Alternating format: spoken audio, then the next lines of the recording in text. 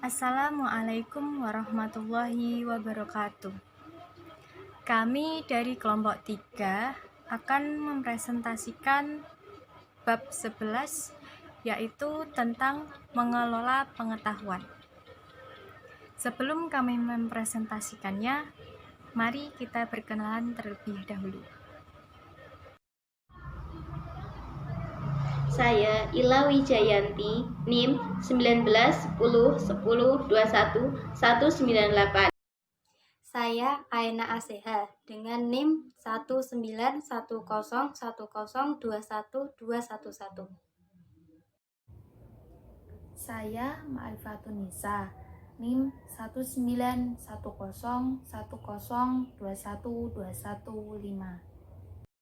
Saya Lutfia Husna Rofiqoh, NIM 191010212335. Perkenalkan, saya Dwi Jayanti dengan NIM 191010212339. Nama saya Zumratun Munafiah, NIM 1910102124. Saya Ayu Lestari, NIM 1910102125. Hai, selamat siang. Ya, saya di sini akan mengulas beberapa lanskap manajemen pengetahuan. Yang pertama, saya akan memaparkan pentingnya dimensi dari pengetahuan. Apa sih dimensi dari pengetahuan itu sendiri? Dimensi pengetahuan itu meliputi 4. Yang pertama, pengetahuan merupakan aset perusahaan. Dan yang kedua, pengetahuan memiliki bentuk yang berbeda. Dan ketiga, pengetahuan memiliki satu lokasi. Dan keempat, pengetahuan dapat berubah bersifat situasional. Itu dari dimensi pengetahuan yang penting. Yang kedua yaitu pembelajaran organisasional manajemen perusahaan. Apa sih yang dimaksud dengan organisasi manajemen perusahaan itu tersendiri?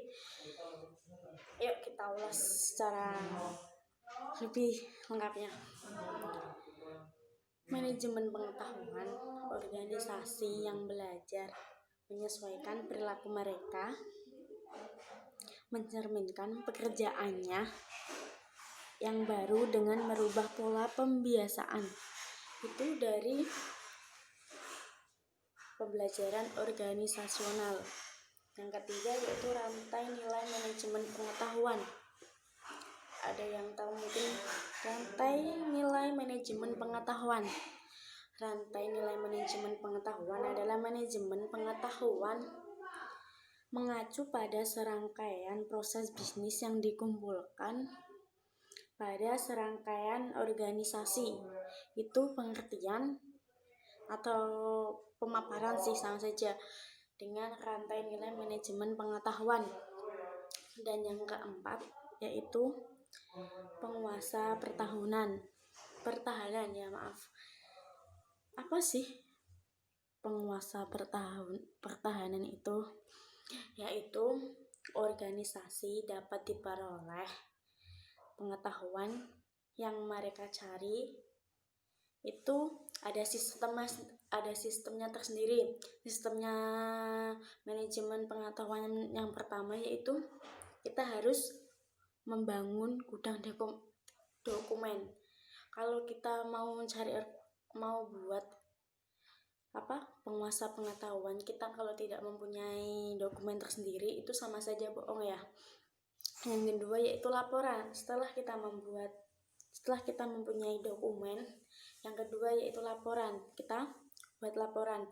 Dan yang ketiga yaitu presentasi. Setelah kita mendapatkan itu semua, langsung kita presentasikan. Dan yang keempat yaitu praktek pelaksanaan.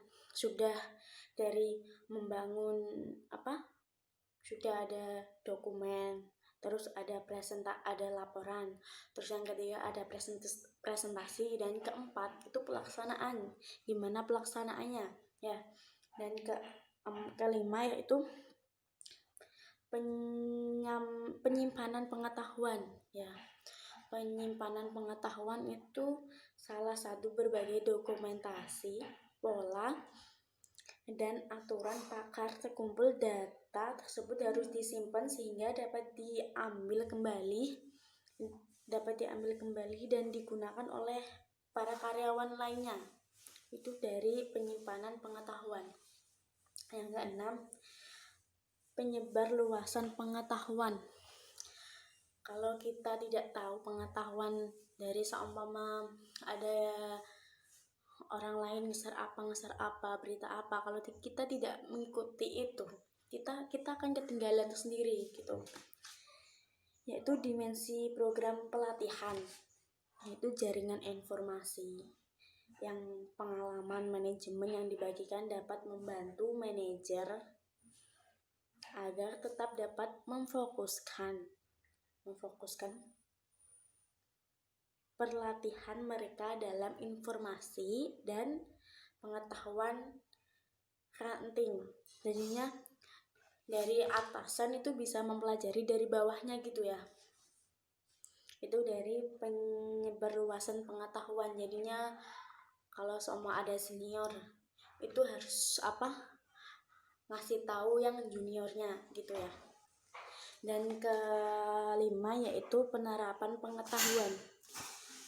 Ya, tadi adalah yang terakhir adalah penerapan pengetahuan, yaitu tipe memperhatikan apakah tipe dari sistem manajemen pengetahuan yang dilibatkan, tetapi pengetahuan yang tidak dibagikan dan diterapkan dalam permasalahan praktis yang dihadapi oleh perusahaan. Para manajer tidak menambah nilai dan bisnis.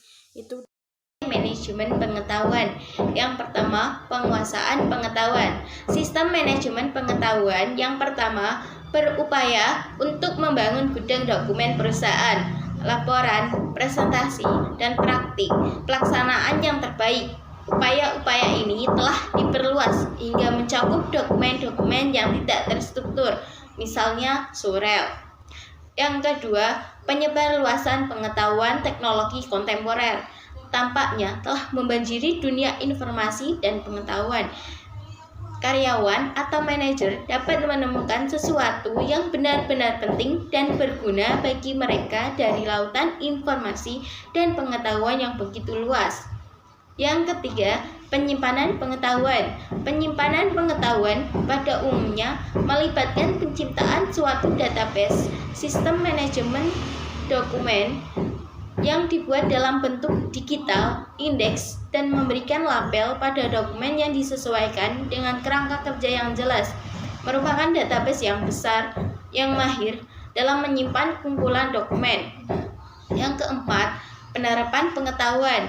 Pengetahuan yang baru harus dibangun di dalam proses bisnis suatu perusahaan dan sistem aplikasi kunci, meliputi penerapan perusahaan untuk mengelola proses bisnis internal yang utama serta hubungan dengan pelanggan dan pemasok. Tipe sistem manajemen pengetahuan. Yang pertama, sistem manajemen pengetahuan keseluruhan perusahaan merupakan upaya keseluruhan perusahaan yang bertujuan umum untuk mengumpulkan, menyimpan, mendistribusikan, serta menerapkan isi dan pengetahuan digital. Yang kedua, sistem kerja pengetahuan adalah sistem yang dikembangkan khusus untuk para teknisi, ilmuwan, dan para pekerja di bidang pengetahuan lainnya yang bertugas memperoleh dan menciptakan pengetahuan baru bagi perusahaan mereka. Yang ketiga, teknik kecerdasan seperti penelusuran data, sistem ahli, jaringan neural, logika fusi, algoritme, genetika, dan agen intelijen. Sistem manajemen pengetahuan keseluruhan perusahaan. Perusahaan akan berhadapan setidaknya 3 jenis pengetahuan. Yang pertama, pengetahuan terstruktur. Yang kedua, pengetahuan semi terstruktur. Yang ketiga, jaringan pengetahuan. Beberapa pengetahuan yang ada di dalam perusahaan dalam bentuk dokumen teks yang terstruktur. Para pengambil keputusan juga memerlukan pengetahuan yang semi terstruktur seperti pesan suara, pertukaran ruang obrolan, video, brosur, dan postingan papan buletin. Sistem manajemen konten perusahaan. Pengetahuan terstruktur merupakan pengetahuan secara eksplisit ada dalam dokumen-dokumen formal. Sama halnya dengan aturan formal yang diperoleh oleh organisasi dengan mengamati para ahli dan perilaku mereka dalam mengambil keputusan.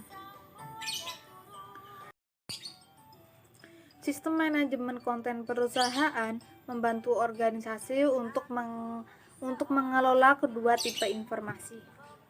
Mereka memiliki kapabilitas untuk menangkap pengetahuan, penyimpanan, pemulihan, distribusi, dan pemeliharaan untuk membantu perusahaan dalam meningkatkan pemrosesan dan keputusan bisnis mereka.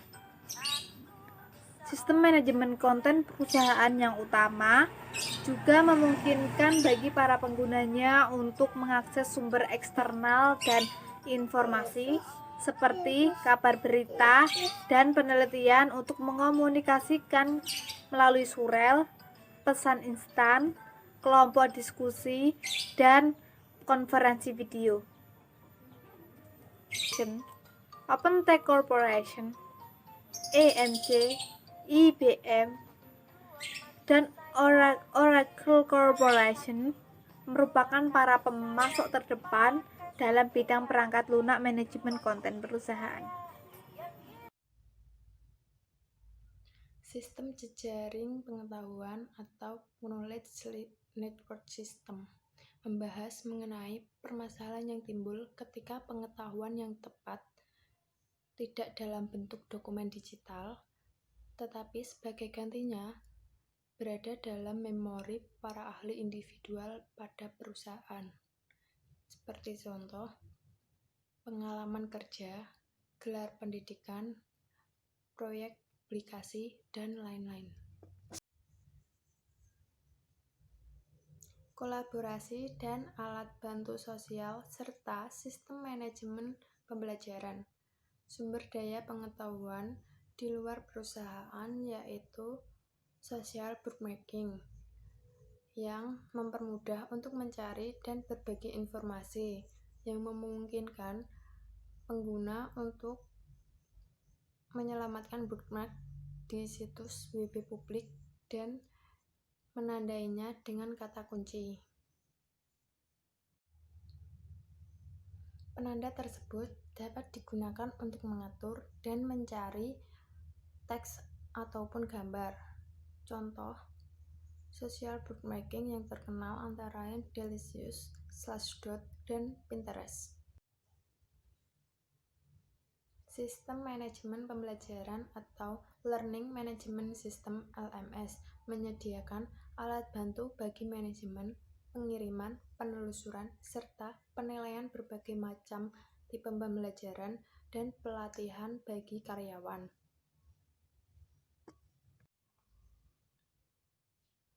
LMS kontemporer mendukung berbagai macam mode pembelajaran meliputi CD-ROM, video dapat diunduh, instruksi online, dan lain-lain. LMS menggabungkan pelatih dengan macam-macam media dan secara otomatis memilih dan melaksanakan program-program, merakit dan mengirim isi pembelajaran, serta mengukur keefektifan dalam pembelajaran. CVM Solution menggunakan sistem Digitex Knowledge Direct, menyediakan pelatihan mengenai bagaimana mengelola pemasok bagi klien. Knowledge Direct juga akan menyediakan suatu portal untuk mengakses sebuah konten secara online, sedangkan surel secara otomatis memberitahu tenggat waktu kepada penggunanya. Sistem kerja pengetahuan. Sistem kerja pengetahuan biasanya memiliki tingkat pendidikan yang tinggi, memiliki keanggotaan di organisasi profesional, dan kerap diminta untuk melakukan penilaian sebagai aspek rutin dari pekerjaan. pekerjaan mereka. Pekerja pengetahuan melakukan 3 peran kunci yang sangat penting bagi organisasi dan untuk manajer yang bekerja dalam organisasi. 3 peran kunci tersebut antara lain: yang pertama, menjaga aliran pengetahuan dalam perusahaan seiring dengan perkembangan perusahaan. Peran yang kedua yaitu bertugas melayani sebagai konsultan internal mengenai pengetahuan khusus mereka, berbagai perubahan yang terjadi, dan kesempatan yang muncul. Peran yang ketiga yaitu bertindak sebagai agen perubahan, mengevaluasi, merintis, dan mendukung proyek-proyek perubahan.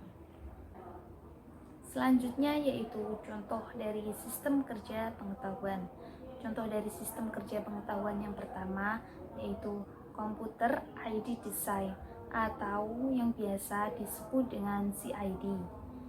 CID ini akan mengotomatisasi penciptaan dan revisi dari desain dengan menggunakan komputer dan perangkat lunak grafis yang canggih. Contoh yang kedua yaitu sistem realitas virtual.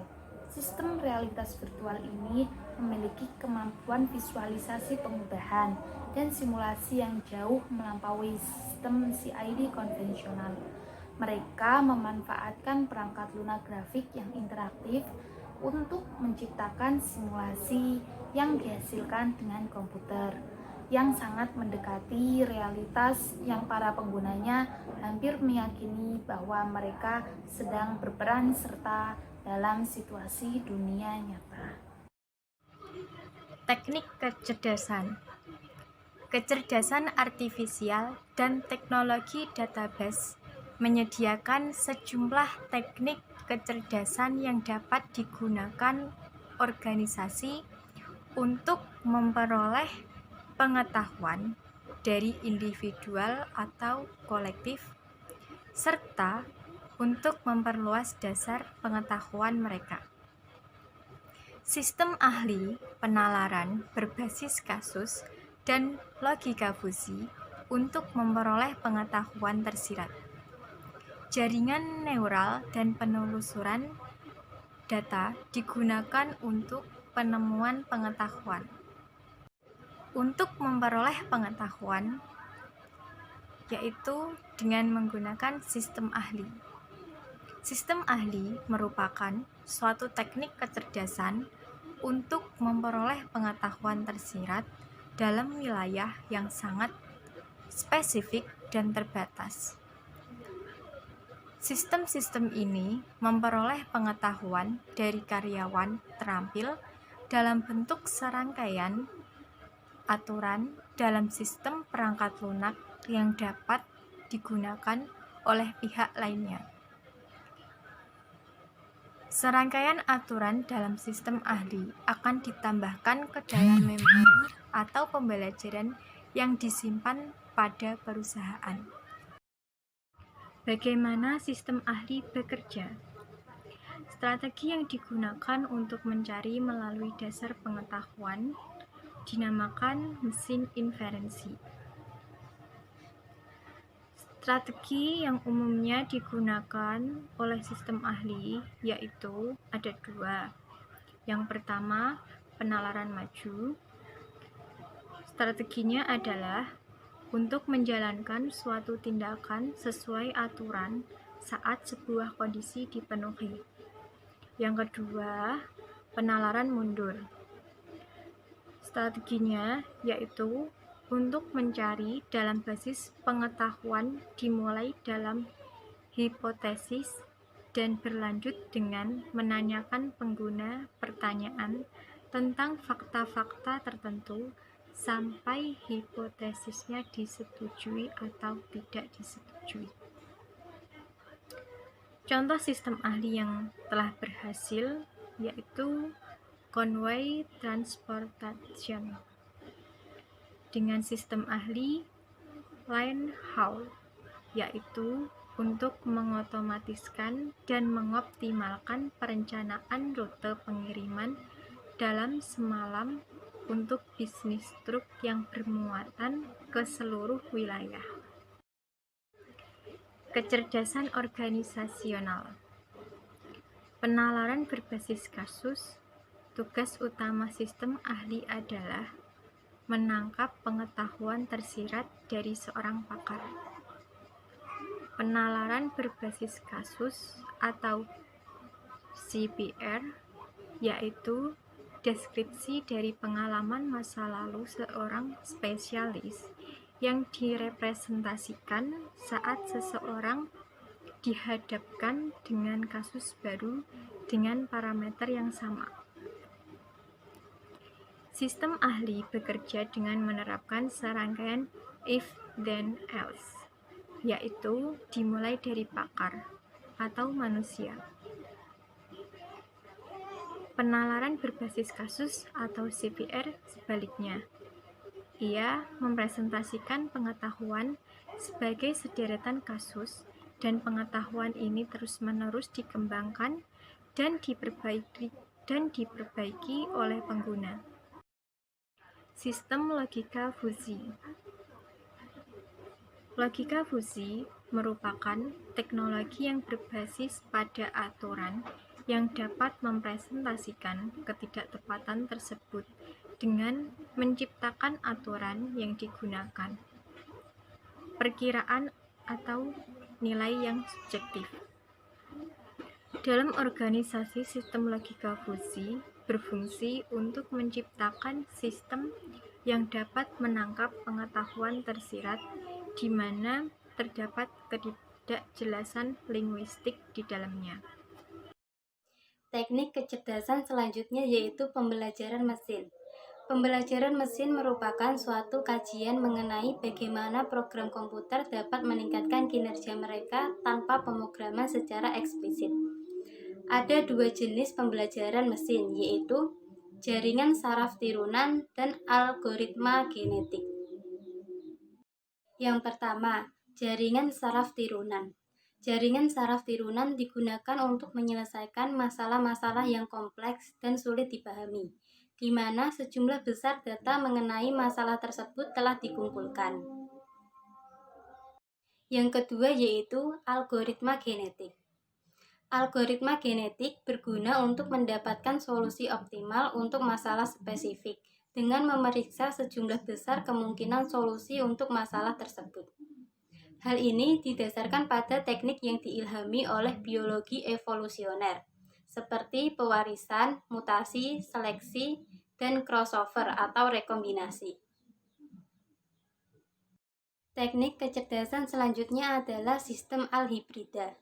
Sistem alhibrida merupakan algoritma genetik, logika fusi, jaringan saraf turunan, dan sistem ahli yang dapat diintegrasi menjadi aplikasi tunggal untuk mengambil manfaat dari fitur-fitur terbaik teknologi tersebut.